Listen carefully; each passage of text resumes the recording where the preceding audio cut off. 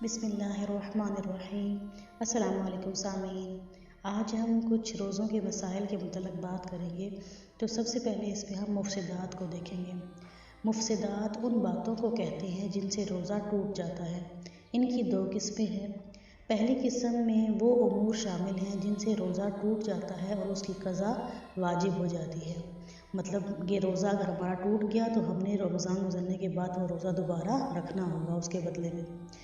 तो इसमें कौन कौन से अमूर हैं। नंबर 1, किसी ने ज़बरदस्ती रोज़ेदार के मुंह में कोई चीज़ डाल दी और वो हलक से उतर गई तो रोज़ा टूट जाएगा। रोज़ा याद था और कुली करते वक्त बिला कस्द हलक में पानी उतर गया तब भी टूट जाएगा।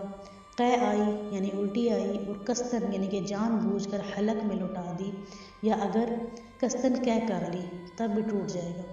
कंकरी या पत्थर का टुकड़ा या गुठली या मट्टी या कागज़ का टुकड़ा कस्तन निगल लिया। ऐसी चीज़ को जो दांतों में रह गई हो ज़ुबान से निकाल कर निगल लिया जबकि वो चने के दाने के बराबर या इससे ज़्यादा हो।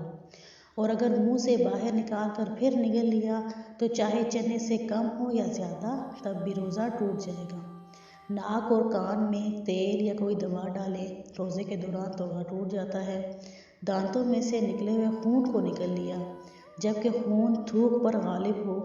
अगर बहालते रोज़ा दांत या दाढ़ निकलवा दी और इससे खून निकलकर हलक के अंदर चला गया तो ऐसी सूरत पे रोज़ा टूट जाएगा और उसकी क़ज़ा वाजिब होगी। मसूड़ों से खून या पीप निकलकर हलक में चली जाए तो रोज़ा टूट जाएगा और इसकी क़ज़ा भी लाजिम होगी बशर्ते कि खून या पीप की मिक़दार लआब के बराबर हो या इस पर गालिब हो।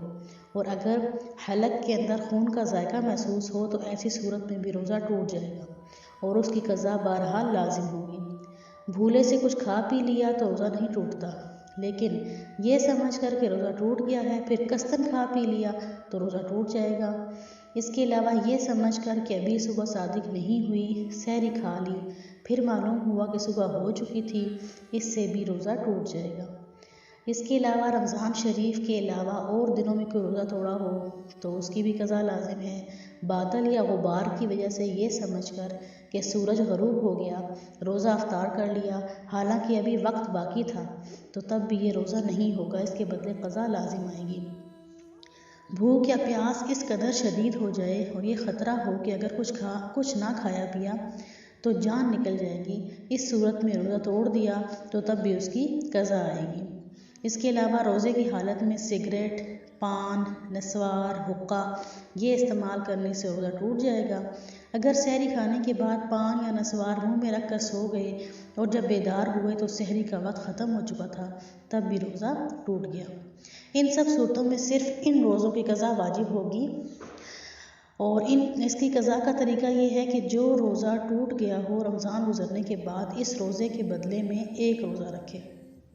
ये मुफ़्सिदात की एक किस्म थी। अब मुफ़्सिदात की दूसरी किस्म कौन सी है। इसमें वो चीज़ें शामिल हैं जिनसे कफ़ारा और क़ज़ा दोनों वाजिब होते हैं। इसमें क्या है कि रमज़ान शरीफ के महीने में रोज़ा रखा और कोई ऐसी चीज़ कस्तन खा ली जो लज्जत या दवा के तौर पर इस्तेमाल की जाती हो तो इसका कस्तन मतलब खाएंगे, जानबूझकर खाएंगे, रोज़ा रखा हुआ है तो फिर क़ज़ा भी होगी और कफ़ारा भी। कस्तन सोहबत कर ली तब भी कफ़ारा भी देंगे, क़ज़ा भी देंगे। सुरमा लगाया और फिर ये समझ कर के रोज़ा टूट गया है, कस्तन खा पी लिया तब भी कफ़ारा भी देना है और क़ज़ा भी। अब हम देखते हैं जी वो चीज़ें जिनसे ना रोज़ा टूटता है और ना मकरूह होता है। नंबर 1, सुरमा लगाना, इससे रोज़ा ना टूटेगा ना ही मकरूह होगा। बदन पर तेल मलना या सर में तेल डालना, ठंडक के लिए गुस्ल करना या प्यास बुझाने के लिए मुसवाक करना अगरचे ताज़ी जड़ या शाख की हो, खुशबू लगाना या सूंघना, भूले से कुछ खा पी लेना, खुद ब खुद बिला कस्द कै हो जाना अगरचे मुंह भर के हो तब भी रोज़ा नहीं टूटेगा। जो खुद ब खुद कै आएगी उससे रोज़ा नहीं टूटता। अपना थूक निकलना, लेकिन अगर बहुत सा थूक जमा करके निकला तो रोज़ा मकरूह हो जाएगा। इसके अलावा बिला कस्द मक्खी या धुएं का हलक से उतरना, इंजेक्शन लगवाने से रोज़ा नहीं टूटता। ज़रूरत शदीदा के तहत दांत या दाढ़ निकलवाना और मुंह में दवा लगाना जायज़ है, लेकिन इस बात का ख्याल रखना बहुत ज़रूरी है कि दवा हलक के नीचे ना उतरे और अगर उतर गई तो रोज़ा टूट जाएगा। वाज़ेह रहे कि बग़ैर ज़रूरत के दांत या दाढ़ निकालना मकरूह है।